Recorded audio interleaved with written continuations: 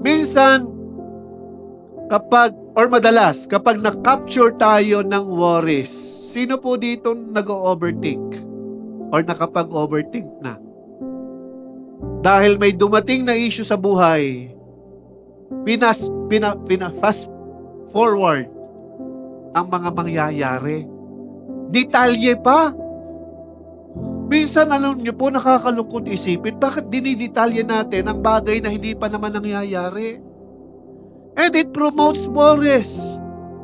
Kaya ka laging nababagabag at nag-aalala. Pinoproblema mo ang problemang hindi pa naman nadating.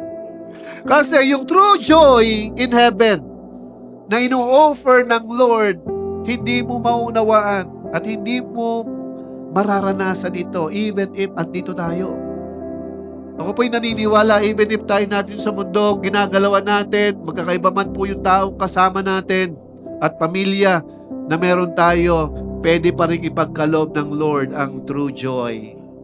Yung pakiramdam at saka yung standing. Kasi inihahanda tayo ng Lord bilang citizen of heaven. Kaya ang worries dapat maging less valuable. Ngayon, paano magiging less valuable ang worries kapag meron kang nakitang greater valuable? Yung mas angat, mas kinikilingan mo, mas pinipili mo. At ano yun? Ang kaluluwa. Yung kaluluwa natin nangangailangan ng salita ng Diyos.